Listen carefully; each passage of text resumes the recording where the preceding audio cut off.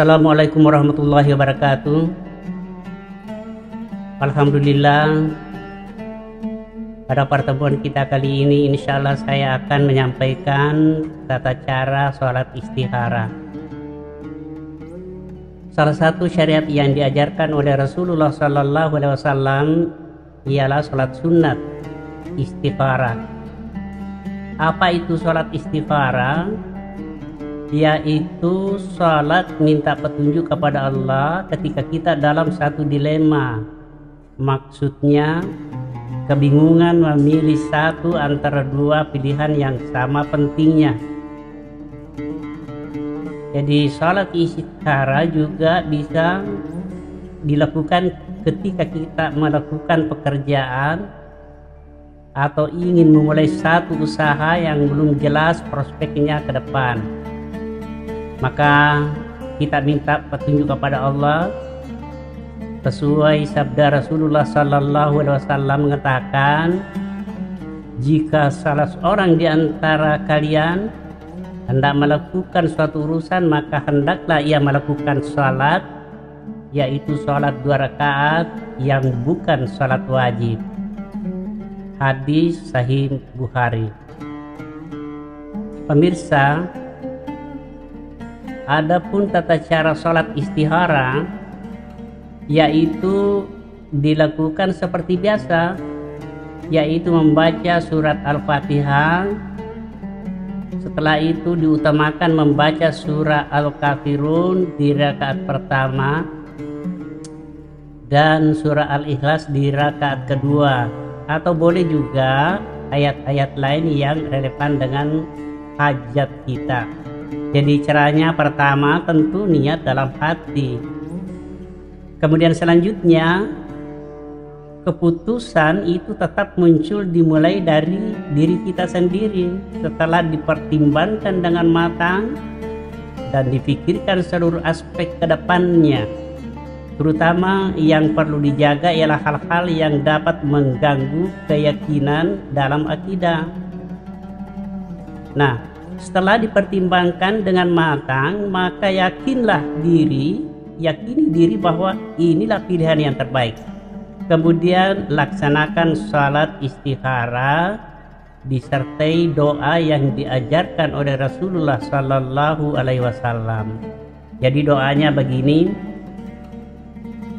Allahumma inni astahiruka bi'ilmika. Ya Allah, sesungguhnya aku minta petunjuk yang baik menurut ilmumu. Wa astaqdiruka biqudratika, dan aku memohon ketetapanmu menurut kehendakmu. Wa as'aluka min fadlikal azim, dan aku memohon datangnya karunia yang besar. Fa innaka taqdir wa la aqdir, karena engkau lah maha menentukan sedangkan aku tidak punya kemampuan. Wa ta'lamu wa la a'lamu, engkau lah yang mengetahui sedangkan aku tidak mengetahui. Wa anta 'allamul ghuyub, engkau lah maha mengetahui segala yang gaib. Allahumma in kunta ta'lamu an hadzal amra khairul li dini.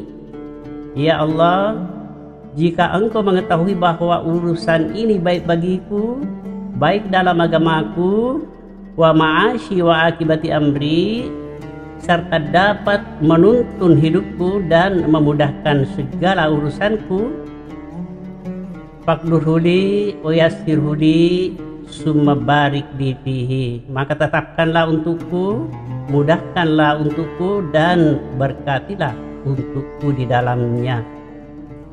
Wa in kunta ta'lamu an hadzal amra syarrul dini wa ma'ashi wa akibati amri, namun jika engkau mengetahui bahwa urusan ini buruk bagiku dalam agamaku, kehidupanku, dan segala urusanku, fasrifhu anni wasrifni anhu, maka jauhkanlah ia dariku dan jauhkanlah aku darinya. Faqdur lil khaira haitsu kana summa ardini bihi, takdirkanlah bagiku kebaikan dimanapun ia berada, kemudian buatlah aku ridha menerima. Hadis ini hadis riwayat Bukhari.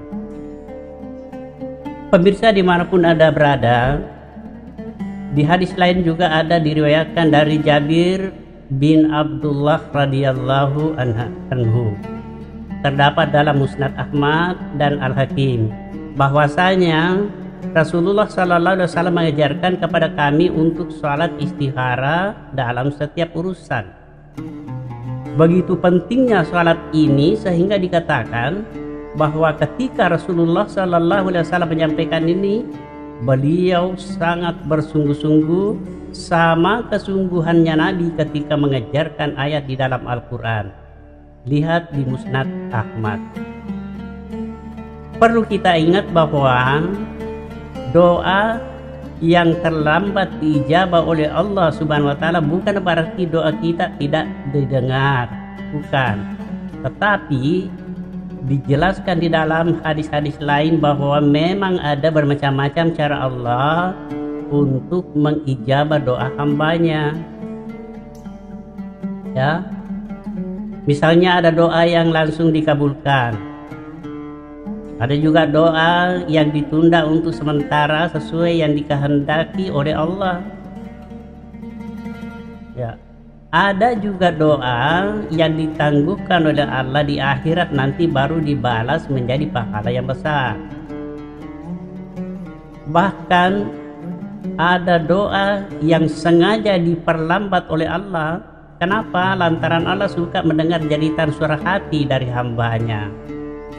Nah, ini bukan berarti bahwa doa kita tidak terdengar, tetapi justru ada jalan lain yang lebih baik menurut perhitungan Allah. Jadi intinya, jangan pernah putus asa, memohon kepada Allah dengan hati yang bersih serta jiwa yang ikhlas untuk memohon petunjuk.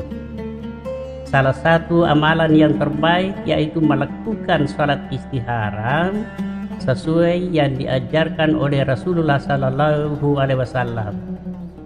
Semoga kita mendapat hidayah, amin ya rabbal alamin. Demikian saya kira apa yang bisa saya sampaikan. Semoga bermanfaat. Jazakallah khairan katsiran. Nasrul minallahi wa fathun qarib. Assalamualaikum